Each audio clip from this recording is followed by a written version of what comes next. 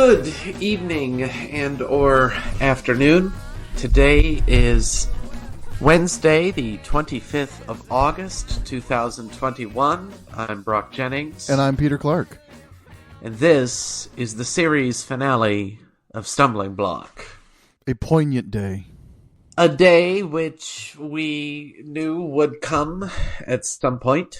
Yep. And maybe we should explain what's going on here and why we have decided to end this. Mm-hmm. Well, from my side, anyway, I am stepping away from sort of public church leadership. You'll have to explain to me and the listeners what that means. I no longer desire to have an active voice in the conversation of the church. Okay. And to add to the bombshell, I am no longer Lutheran. I've been gathering with your Calvin praise. Well, now that I dropped that bombshell, which you're kind of ruining, Peter, Sorry. I wanted a few seconds for effect. You know, I'm not Lutheran. Wait for it. But you've killed that. Yep. I always do. Now, you always kill my dreams. Why is it all the church historians in my life kill my dreams? It's what we're good at. I know. I know. But Peter, why don't you say a little bit more about not desiring to have a conversation in the church before I explain what I mean when I say I'm no longer Lutheran? Sure. Well, I as a lot of you know, I used to be a pastor. I am no longer a pastor. That is not of my choosing, though it is something that I've slowly come to accept. I am in a position where I'm not sure. This is really, really kind of hard to explain. I've gone through some things where I no longer identify with the church. Mm-hmm. Do you still identify with Jesus Christ present in your midst? I still do. So you haven't become one of those spiritual but not religious folk. Yeah. Yeah, I mean, I still hold to the basic tenets of what one would call being Christian, but I'm not sure that I identify with the organized church. Okay. And how long has that been the case for you, Peter, that you would have said that you no longer agree with the church as a body? I think that's been a couple years now. Huh. So since we brought Stumbling Block back from our first hiatus, or Yeah. Oh, even while then. Yeah, it's been something I've been struggling with. Yeah. For the record, I knew this, everyone. I'm just pretending to be ignorant. I wasn't ignorant of this. I knew this, and you did a wonderful job all that time. Thank you. I thought anyway. I definitely thought anyway.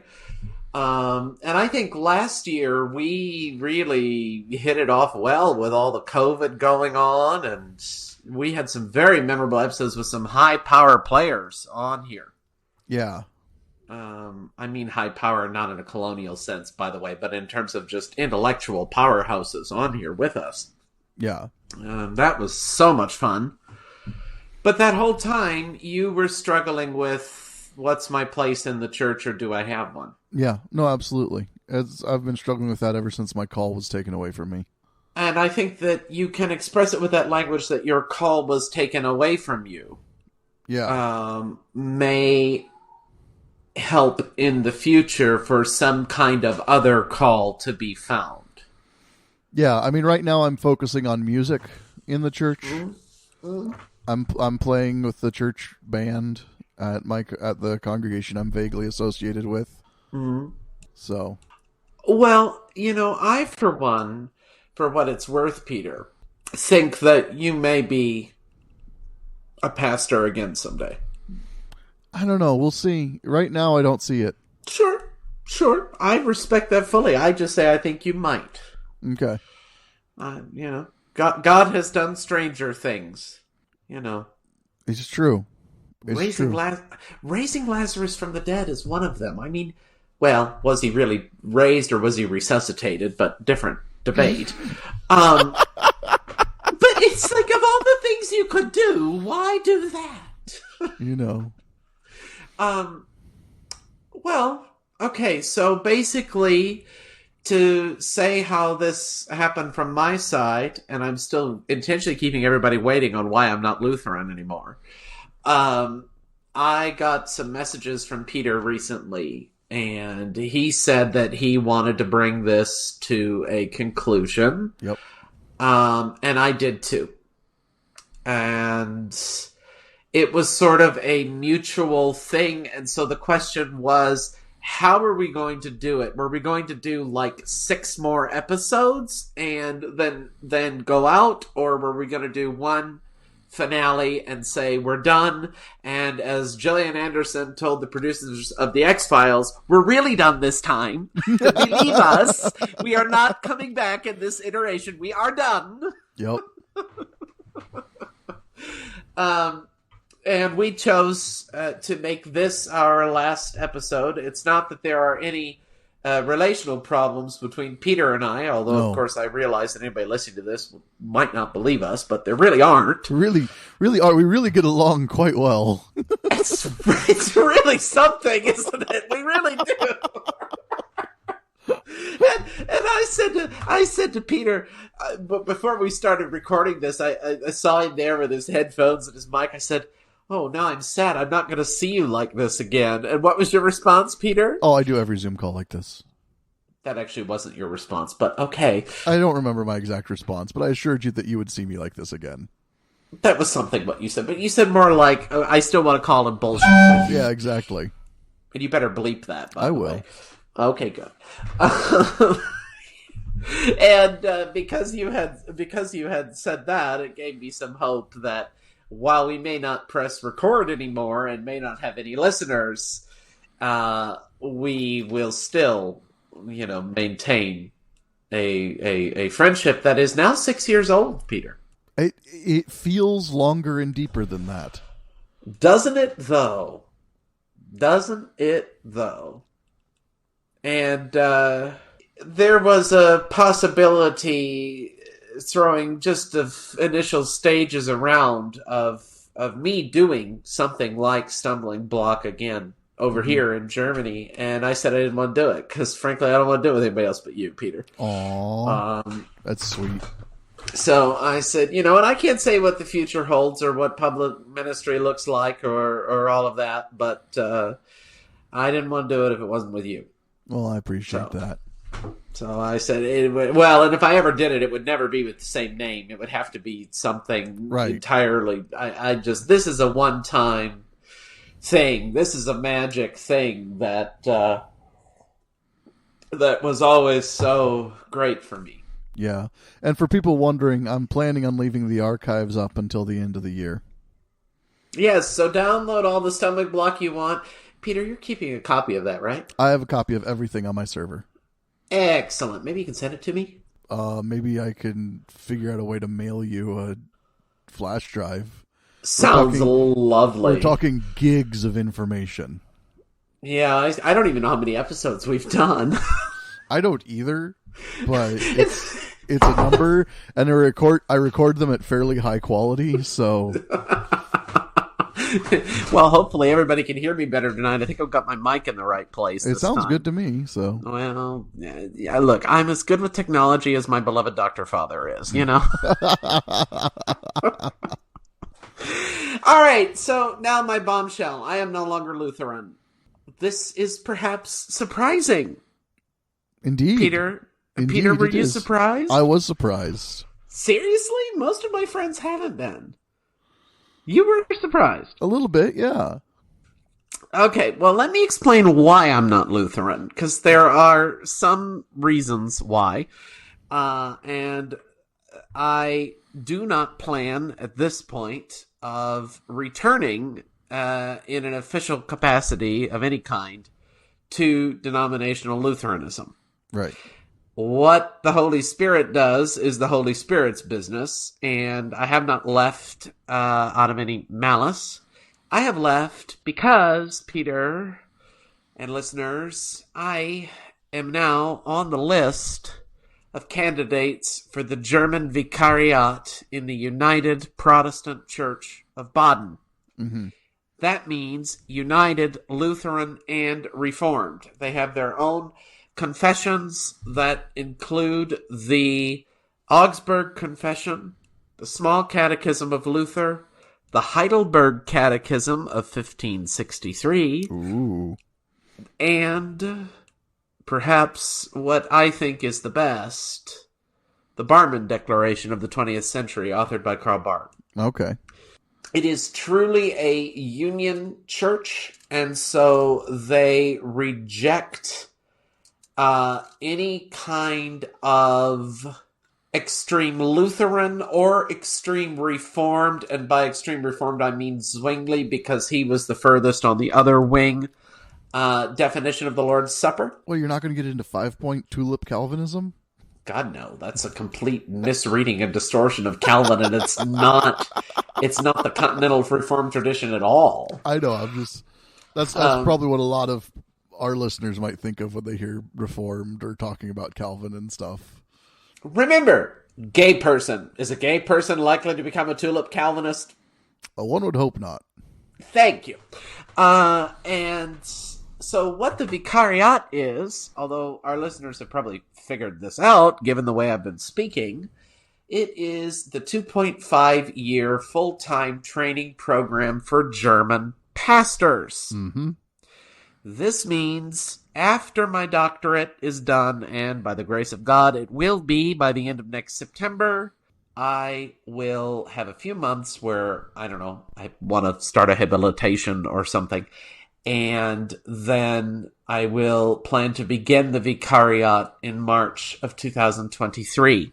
And when I say I'm on the list, I literally mean I'm on the list of theology students who wish to make the Vicariat.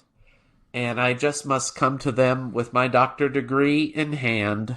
So God willing, I'll pass the dissertation. But, Maltman is happy That's good. currently. So, this is good. This is good. We have little changes, little additions. He keeps telling me, don't write more than 300 pages. Like, oh, why not? No one wants to read more than 300 pages. Well, he basically said that. I think there's a rule that you can't write more than 300 pages. But that's why there's a rule. Well, okay. But the thing is, I've written 198 pages currently. There you go. You're there. So You're getting there. I'm getting there slowly. So I will plan to finish the dissertation by the end of September, then to start the Vicariat in March 2023. But when I say I'm on the list, I mean I am on the same list as any other German student studying at a German state university to do theology. It's perhaps a bit of an unusual use of a doctorate degree, but I don't really care. So that means as of last Tuesday, I am no longer a Lutheran.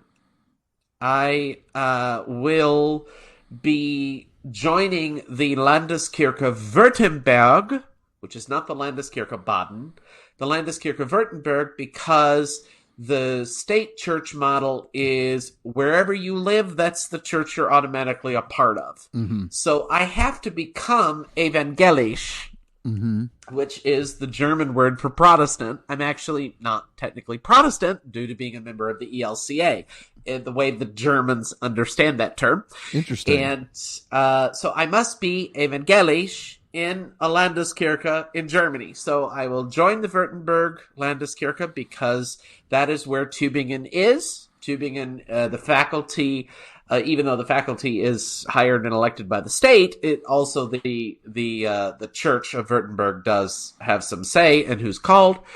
And so yes, I will be over here. I just have to literally go up the street and tell I want to join a specific parish. This is the Dietrich Bonhoeffer Kirche in Tübingen. Oh, nice. Not the Stiftskirche. I always talk about the Stiftskirche, but Because I want to be a pastor over here, the Bonhoeffer Kirche makes more sense. Right.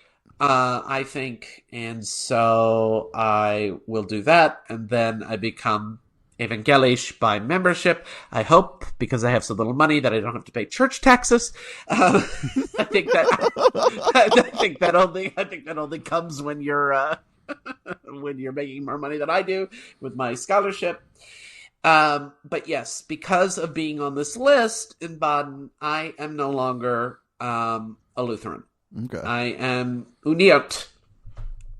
That means I am a united Protestant, and I basically follow now where my own theology was heading ever since Moltmann handed me 2.2 of Karl Barth's Church Dogmatics and said, read 100 pages by next week. Mm-hmm. And actually, in other words, his fault, I became a Barthian. No, a small joke. But that was something I knew largely because of studying with Linda Thomas in Chicago, and also Reggie Williams, who was on our show, and Joanne Terrell, and Robert Cathy, Chris Winderoth, all McCormick and or Chicago Theological Seminary people, or Dr. Thomas being at LSTC, and then coming to Moltmann for the doctorate. Well, for the dissertation. I started my doctorate at LSTC. I don't want to minimize that. Right. I started at LSTC. I'm finishing in Tübingen. I knew that my own theology was becoming much broader than Lutheran. Mm-hmm. And I think beginning to study Karl Barth, that just, that was the icing on the cake, if you will. And I started to realize that I didn't want to be restricted to a Lutheran position. And I'm not saying that the ELCA as a denomination does that. That's not what I'm trying to say at all. Mm-hmm. I'm just saying, for me as a dogmatician, there was always this, yeah, but I got to be in dialogue with the Lutheran tradition. Well, no, I don't. I'm as free to draw from Calvin as I am from the Orthodox, as an Eastern Orthodox Barthian, Dimitro Staniloae. Right. And it's, I even changed my Facebook picture to a stained glass window commemorating the Union Church of Baden, which has a picture of Luther and Calvin. And, but yes, I'm no longer Lutheran. There you go. I don't know if I'd put it so severely as you're no longer Lutheran, so much as you're no longer ELCA. I would say I am no longer Lutheran in a denominational or a confessional sense. Okay. I do want to say that I really am embracing this united existence. Mm-hmm. And I would say I'm a Lutheran Barthian. I would say that's where my theology has landed, which, by the way, is what my Dr. Father was hoping for. But the Lutheran piece that's where I learned a Theologia Crucis. Right. This is not the formula of Concord for me. No. Although I dialogue with it when I need to, and I like Article 8 on Christology because it's based on Luther. But, I mean, and I knew the deeper I got into Luther for my dissertation, the more I began to disagree with things in Lutheran theology that I had previously taken for granted, such as the notion of law and gospel. Mm-hmm. Well, Moltmann said to me last year, because I was struggling with this law-gospel thing, it was literally a year ago at this time, Moltmann said to me, and it was sort of very Yoda-like, seek not what is Lutheran or what is not Lutheran, but what is the truth of God. Mm-hmm. And when I started thinking about it that way, I said, no, the law-gospel distinction is not biblical. I'm sorry, God begins with creation, not with the giving of the law. And even the first commandment is a word of promise. Mm-hmm. I am the Lord your God who liberated you. Right? Yep. who brought you out of the lands of Egypt. I said, this is a promise word. Karl Barth was right regarding Evangelium und Gesetz. Nicht Gesetz und Evangelium. I realized halfway through I was saying that I was saying it in German. Sorry. That was totally accidental. That it's gospel law, not law gospel. Right, and the Lutherans like Paul Altos and what's his name, Ehlert of the Erlangen school, critiqued the Barmen Declaration, which Barth was really the main voice of, because they said God has two words. There are two words of God. The word of the law, the word of the promise. I said, no, there is one word of God, Jesus Christ. Mm-hmm. And that's exactly how the Barmen Declaration begins. And so, but when I realized that I actually held something, and I really have no use for Luther's two kingdoms, I go, and Luther himself is not so systematic about this, but the subsequent Lutheran tradition, this two kingdoms stuff, I really agree with Bonhoeffer's Christological critique of the two kingdoms in the Ethics. Mm-hmm. And I was just writing about that today, actually, and I said, oh my God, that directly ties to the Barmen Declaration again, to thus Karl Barth. And it's not just that I think, well, the truth of God is found in the church dogmatics or something. That's not what I mean, or the Barmen Declaration. But I began to realize that the Lutheran tenets that I held so dear, for instance, the law-gospel dialectic, right, I no longer held. Two of the church dogmatics hit me that hard. Right. And I find it, I really find it a convincing exposition of God's act in Jesus Christ. God's revealing of God's self in Jesus Christ. But I mean, Maltman was my Barth teacher, so what I mean by that is I didn't come to Barth needing to read him in an orthodox way. I came to Barth as a complete novice. I didn't read one word of Barth in seminary. Mm-hmm. I purposely avoided him. I read Tillich. Now, I would still agree with my former teacher, Lois Malcolm, that Tillich really is the way to keep Barth and Rahner together. But there is something about that theology that captivates me in a way that no other theology has. Right. And that's not Lutheran theology. No. I get that. I can read it in Lutheran ways, and I think I do, which is why I would describe myself as a Lutheran Barthian. And largely Eberhard Jungel's project, which listeners, I tried to get Peter to read with me, but he didn't want to. Shame on you, Peter. No, you're not. No, I'm really not. I think Eberhard Jungel's project, where he really puts Luther, Barth, and Bultmann together, is something I would agree with. So there are ways to read Barth that are complementary to the Lutheran tradition, but I found my own, and I mean, ever since we started this podcast, even before he became my teacher, how I love Dr. Maltman's theology. Right. He's not Lutheran.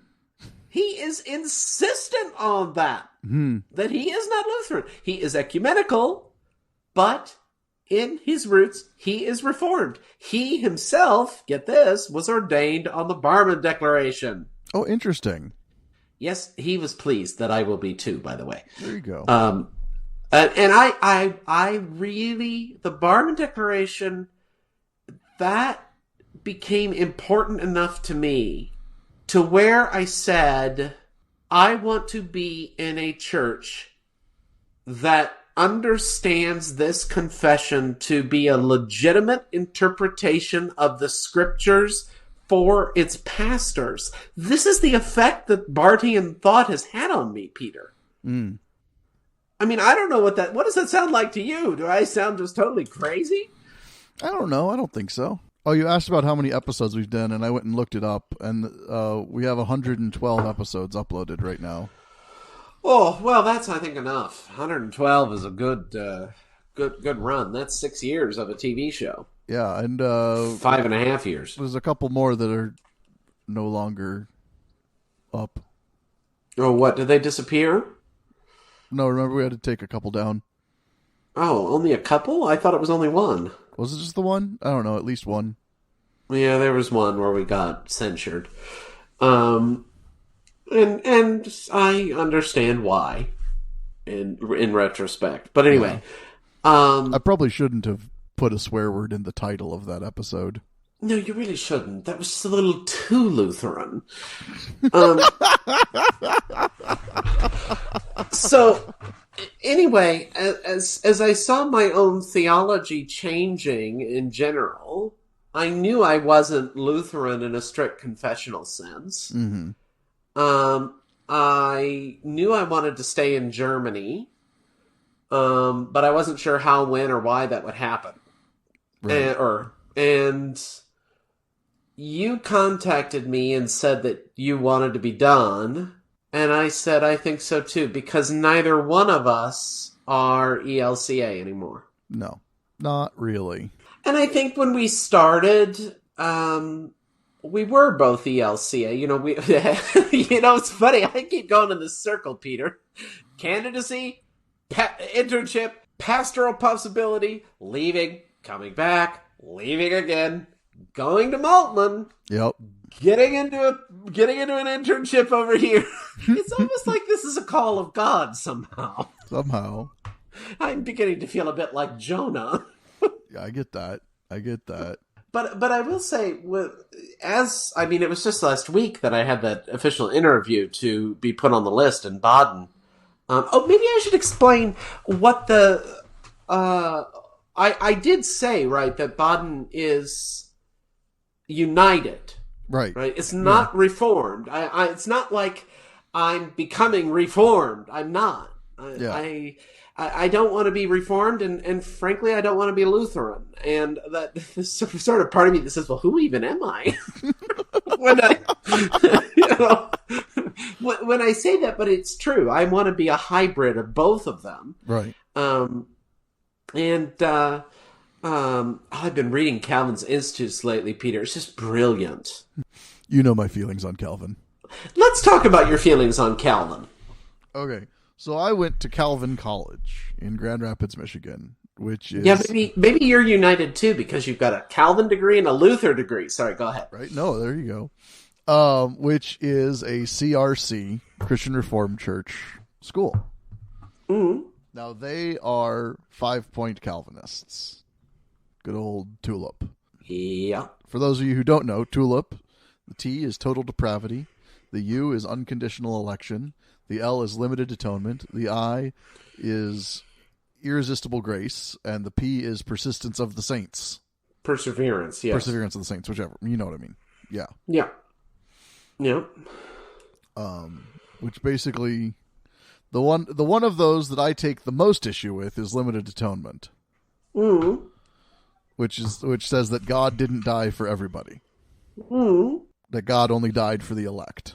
Mm-hmm. Have you read Calvin? I've read. You just told me about tulip Calvinism. Yeah, I had to read some Calvin in college. I don't remember much of it.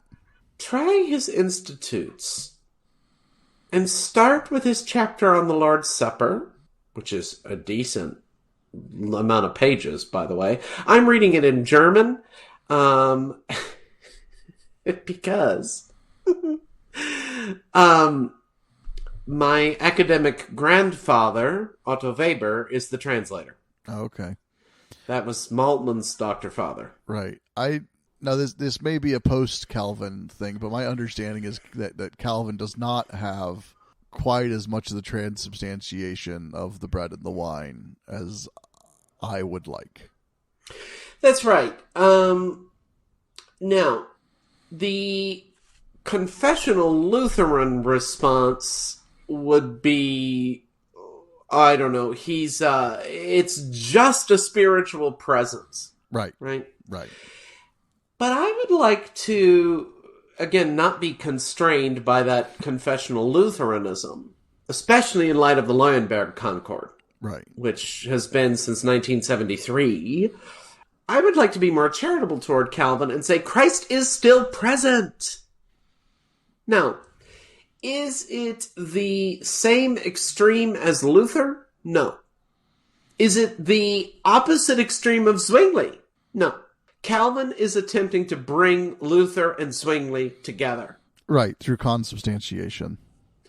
Well, interesting that you say through consubstantiation, because many people, I even heard it here in my beloved Tübingen, say that Luther had consubstantiation, which is incorrect. He did not put any philosophical label on the sacrament except sacramental union. Right. And that was because he had to. I wouldn't say that Calvin has consubstantiation either. But maybe in a form, actually, because, for instance, in my Confessions book for Baden, the preposition that they use is with the bread and wine are the body and blood of Christ. Right. Whereas Luther will say within, under, around, and through. I mean, not all in the same place. You just kind of, remember, Luther is not a systematic theologian. No, much right. to my chagrin. I wish he would be. But he's not. You know, he shoots from the hip, and he's just all over the place, and he's a roar to read, and I love him, and I've been reading him for a decade, frankly. I'm ready to move on to somebody a little more logical and organized. That would be Calvin. See, I don't think God presents as logical and organized. Yeah, but that has to do, if God doesn't present as logical and organized, then why do we have achievements like your computer and your microphone, which are entirely operated on some principle of logic? I didn't say God isn't logical and organized. Oh, okay. I said God doesn't present as logical and organized. Well, since this is your last public theology conversation, bring it home for us. I think that I mean, we've gone over this before. I like to preserve the mystery. I like to preserve the paradoxes. Right? The Trinity is not logical and organized. Oh, but it is when you do it systematically. It's wonderful. To me, the Trinity remains a mystery. Yes, of course it remains a mystery. It's an organized mystery. But it's still a mystery. Sure, I think Calvin would agree. I don't know, but I suspect he would. Why not? Yeah, but for me, I like the Eucharist. I mean, and again, this belays my Episcopalian background that I refer to it as the Eucharist, communion, the Lord's Supper, to remain a mystery. I want I want Christ on my cracker. Just on? No, but you know what I mean. I want Christ. The how is less important to me. I don't know. So the communion as a spiritual remembrance doesn't do it for me. But Calvin would not say spiritual remembrance. I know, but I am not. The Holy Spirit makes Christ present. It's a pneumatology. Right, but I want Christ present in the bread and wine. In, not near, in. Well, yes, but if you say with, he's somehow there. Calvin would agree with this. No, but I don't want him with it. I want him in it. You want him in every single little molecule. I do. I want Jesus. So this is one of the great points that I think Luther makes when people talk about when people talk about the bread turning into the flesh of Jesus. Luther says, no, you've got it backwards. Flesh turns into bread. That's right. Jesus turns into bread and wine. I don't think Luther would say turns into, though. For Luther, it has to do with the word of proclamation. Right, but he actually, at one point in time, he says it is limiting to suppose that the flesh of God could not manifest as quote-unquote mere bread. Sure, of course. That's his incarnational Christology at hand. but I'm fine with that. So I don't have any problem with it. With that, and I certainly, I believe that, with the bread and wine are the body and blood of Christ. Mm-hmm. Absolutely. Mm-hmm. I believe that. Now, am I ripping off Jesus's arm when I'm having how Well, then, extreme are we gonna be again, here? you're getting it backwards. You're not you're not. Christ is embodied in the bread. Mm-hmm. You're not like ripping off Jesus's arm. Jesus has become bread. He no longer has arms to rip off. I think I still like the notion and I think you can do this with Lutheran theology too. I mean, Ted Peters does it, for instance. Mm-hmm. The Holy Spirit makes Christ present in the Eucharist. Right. Right. I mean, and it's not that you don't focus on Christ when you do it that way, but what Luther doesn't do enough is have the pneumatological piece, I think, of how what is the Holy Spirit doing at the supper, right? And the Lutherans, at least in the ELCA / more progressive varieties, are talking about this open table and all this stuff. Yeah, but really, the only way you can do that and have a high theology of the Lord's Supper is through a robust pneumatology. You've got to have a pneumatology that extends out beyond what the traditional Lutheran position was. Oh, I agree. And I think Calvin is where you're going to find at least the root for that pneumatology. What the heck has happened to me, Peter?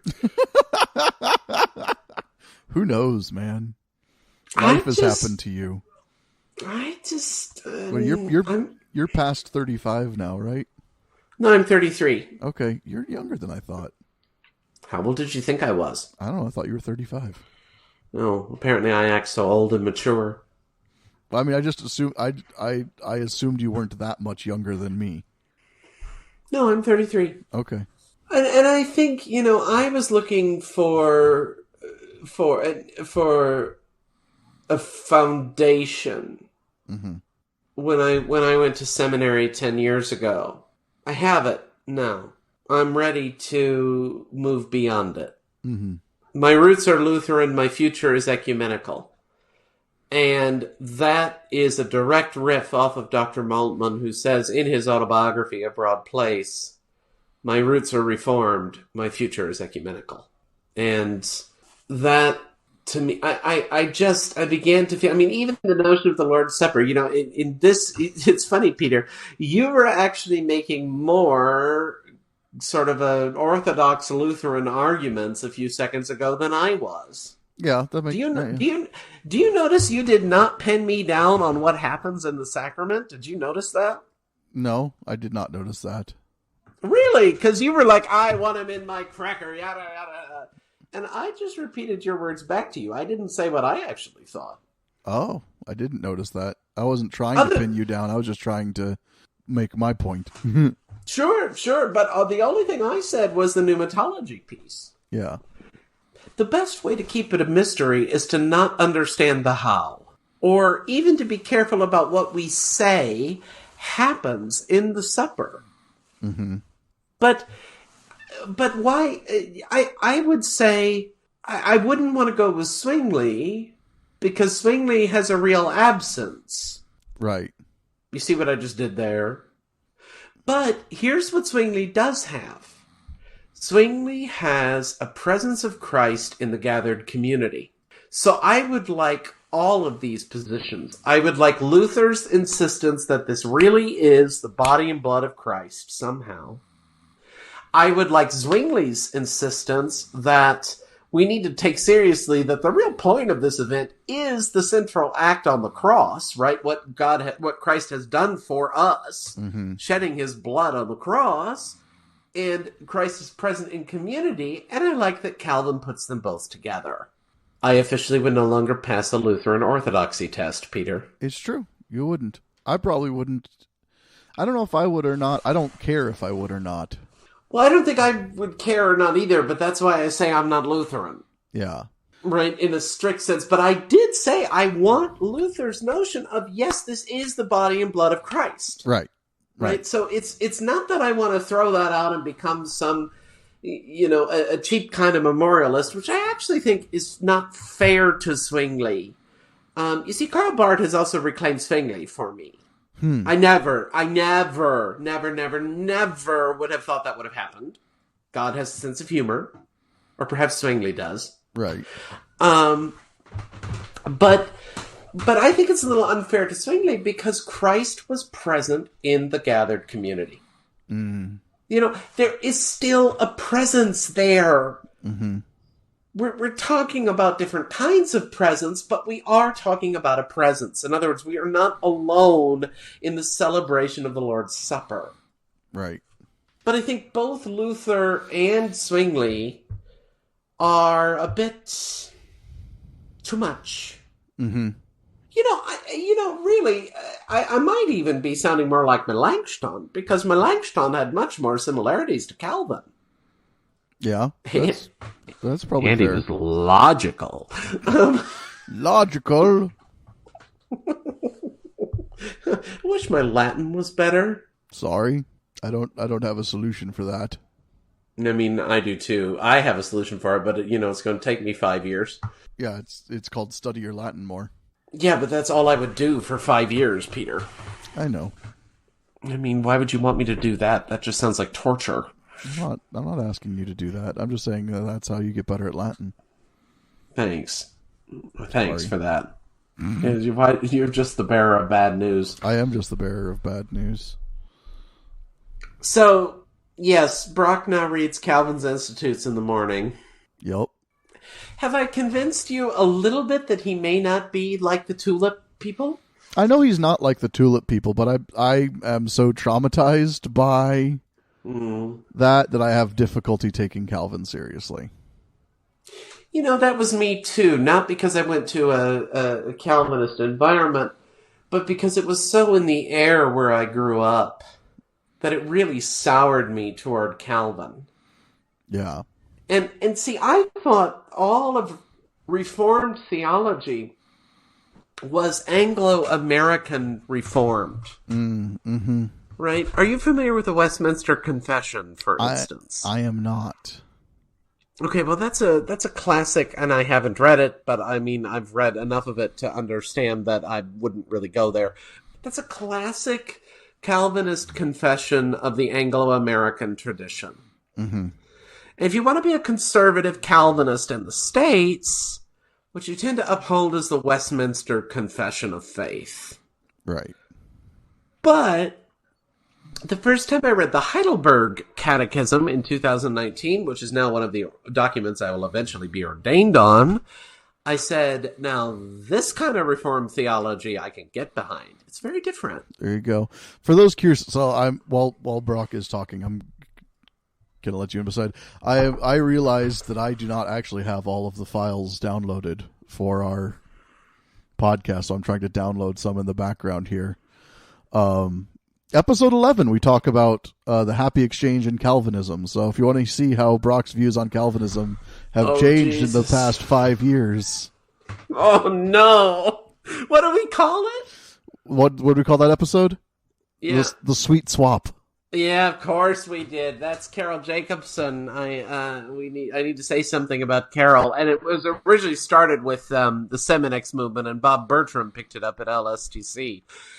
I just wrote about the happy exchange in my dissertation, by the way. Mm-hmm.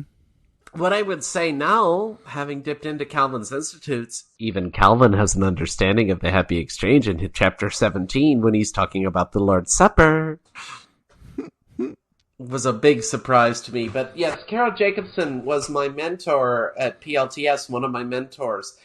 She died in June, and I was heartbroken. I started weeping in front of a group of people I didn't know. Yeah. I was out with one person from the choir I sing in and a bunch of his friends. It was 5 gay people all together in their 30s. Very interesting time. I believe it. I read that Carol had died. She died very, very suddenly. She retired from PLTS in May. And just after she retired, she was diagnosed with stage 4 metastatic ovarian cancer. And that was, beginning of June. And she died the middle of July. Or did she die? I think it was middle of last month that she died. Okay. No, it wasn't. No, I got it wrong. It was in June. It was middle of June she died, I think. Yeah. It was these last couple months, and you can see how disoriented I am over her death that I can't remember if it's been 1 month or 2. But she was the one who taught me the phrase, the sweet swap. And, sweet swap. Oh, Peter, it was just gut-wrenching that she had died. I wanted to call her just a week before, and I didn't do it. Yeah. So that was, she hooded me at my graduation, Peter. Yeah, I know. With my MDiv. That's awesome. And I think she was a Rahner scholar and teacher and loved Maltman. I think if we would have had a united thing like Baden, I could see her being a member of that kind of church. Yeah. I mean, she understood herself as Lutheran, though, so I want to acknowledge that. But I always experienced her to be much broader than Lutheranism. Okay. But anyway, so I miss her dearly, and I'm very sad that she won't get to read my dissertation, because she was the first person that got me to read Maltman's writings. And I did an independent study with her on Karl Rahner, and so she was very important to me. But yes, her phrase is the sweet swap. Do we seriously talk? Is it seriously the sweet swap in Calvinism? Yeah. I dread what I say there. The 11th episode of this podcast. What's the date? When did we air that? Oh God, now I gotta go back. See, it's all your fault. February 1st, 2016. Oh, I'm very scared. I was still hyper-Lutheran on February 1st, 2016. I was seriously hyper-Lutheran. And by the way, I know some folks who I would also call hyper-Lutherans, and they've been sort of debating me about this united thing. And I'm going, oh my God, they're making the same arguments I used to make. Oh, wow. Oh, wow. I have no right to complain because I made these same arguments myself. Yep. Time is a funny mistress. Yeah, it is. So where do you see yourself going in the future? You won't have a podcast? Nope. I'm doing more music recording, actually. How's that going? It's going well. I mean, I've got my studio set up here in my basement. I don't know if you can see behind me. I got all my guitars. Yes! God, you've got a ton of guitars. I got a new guitar this year. But no, I got a new Stratocaster. Her name is Lucy. What's a Stratocaster? It sounds like a Stradivarius violin that's gotten injured. No, it's a type of guitar. It's a very famous kind of guitar. Is it electric? Yeah. Ah, okay. I only own one acoustic. You're an electric guitar boy. Yeah, I am. I'm up to 6 electric guitars and basses now. So you see yourself continuing to record music? Oh, absolutely. I'm currently working on an album of covers. And how many songs have you done? How many? A bunch. So I did a 5-song EP for my parents' anniversary, and then I've recorded like 3 or 4 more songs since then. So 9. I'm re-recording some now that I've got a better recording setup. So I think you sent me a demo of that, didn't you? Yeah, I think I probably did. Yes, it was lovely from what I remember. Thank you. It was lovely. I believe I told you to send it to Blue Note Records or something. Something. And you didn't take me up on that. No, I don't want to be a touring musician, which is what you have to do if you want to be a professional musician these days. Oh, I guess it's all changed, hasn't it? Yeah. A lot of these old episodes are my sermons. Yeah, I don't know if those count as part of our 112. I don't either, but there's a lot of them, and I'm debating whether or not I need to download them all. I would say not, unless you want to be with your sermons for the rest of your life. I might. I don't know. Well, you can decide that for yourself. Yeah, there was a while when we went on hiatus and we didn't do this together. You were just posting your sermons in lieu of episodes. Alive, yeah. To keep things. Did it work? I mean, I don't know. They have downloads. People listen to them. It's almost as bad as saying, well, I got 10 Facebook likes. Right?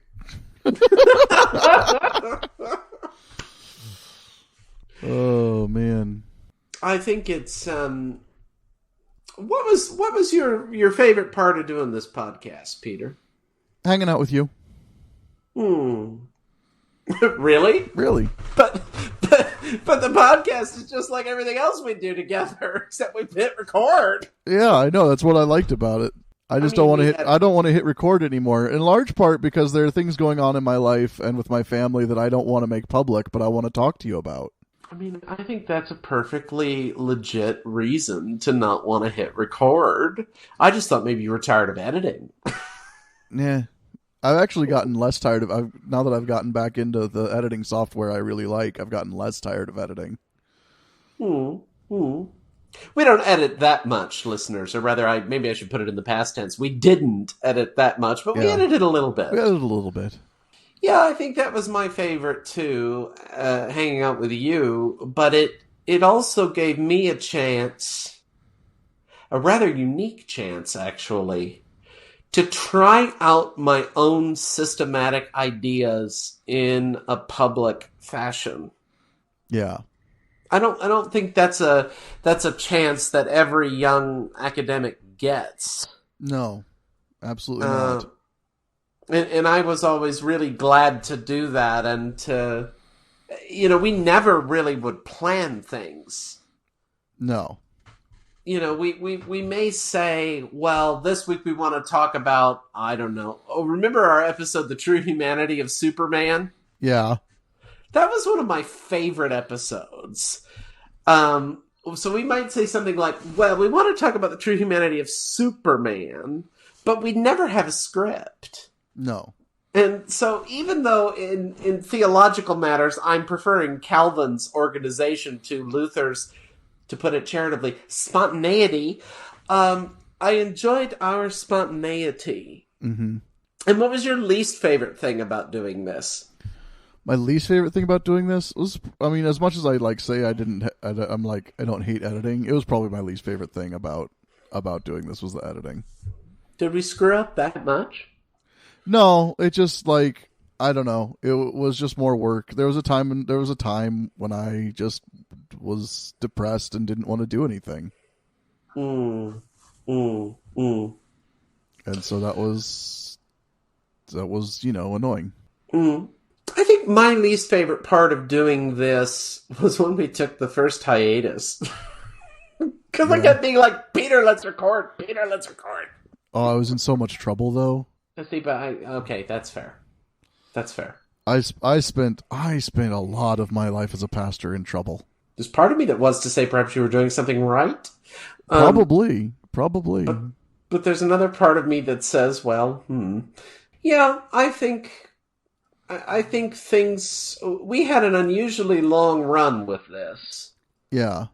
Even though we took a break, we still had an unusually long run for two Luther seminary students at a lunch table, plopping a white microphone down and hitting record and seeing what happened. Yep. We did. And I think were we to continue past this point, we would lose our fire. I think so. We would lose our chemistry. Mm-hmm. And I would rather leave now than do another 4 months worth of episodes and say, we should have quit right before the fall. Yeah. Because we hadn't recorded for a few months anyway. No, we haven't. It's true. We talked. We talked with each other fairly regularly. But we hadn't recorded. No. And by the way, Peter moved to a bigger house, and now he's got a proper basement. You didn't tell our listeners that. Oh yeah, we moved into a bigger house. I have my own studio. You really sounded like Freddy Krueger there. If you lift somebody up, smash them into a TV, and say "Welcome to Primetime," then I'll know you're Freddy Krueger. We don't say the B word in this household. Welcome to Primetime, Bridget. Oh, so that's the joys of parenting. We've had to try and adjust our language so that we don't teach Sam bad habits. I think he probably already knows them. And speaking of bad habits, have you heard that new song by Ed Sheeran? No. Oh, he dresses up like a vampire in a pink suit. You got to see it. It's delightfully queer. I will have to check that out. But yes, I'm sure Sam already has those bad habits. He's just not telling you. Right. But you would rather live in ignorance and not know, wouldn't you? You know, I don't know if I'd rather live in ignorance or not, but I just sort of, as long as he knows when and where to do things. You know, don't say that in front of your grandmothers. Well, yes, there's a time and a place for everything, as the Book of Ecclesiastes teaches us. Yes. And as South Park teaches us, it's college. There's a time and a place for everything, children. It's called college. And I think on that note, it's time for us to say goodbye. Yep. Well, it has been a lovely run doing this. Mm-hmm. 5.5 years. Oh, has it really been that long? 5.5 years, yep. Oh, wow. I can't remember because we talk often enough that I can't remember what we recorded and what we didn't. Right. Listeners, those of you who have been with us from the beginning, I hope you have found things that have been useful for your various ministries or for your personal faith reflection or perhaps for your classrooms. I hope you have gotten some good laughs. I hope you have found things to disagree with us about. Mm-hmm. And I, for one, have been so grateful to have been a part of this. And Peter, do you have any last words? I was going to say something random and snarky, but nothing came to mind real quickly. I think, I hope that people enjoyed it. I hope it was entertaining. I hope that it was enlightening. I've had a good time. It's been a good run. But nothing lasts forever. And I think we're both moving on to different enough phases of our life that again, were we to continue, the passion, the fire for Lutheranism just isn't there anymore. And I think it would have to become something completely different anyway. Yeah. And I would say, at least from my side, the passion for God and the passion for theology has not lessened. No. And I don't think my passion for God or things like that, but my desire to be heard has waned. So you don't want to be amused in public anymore? No, I like to be amused in private these days.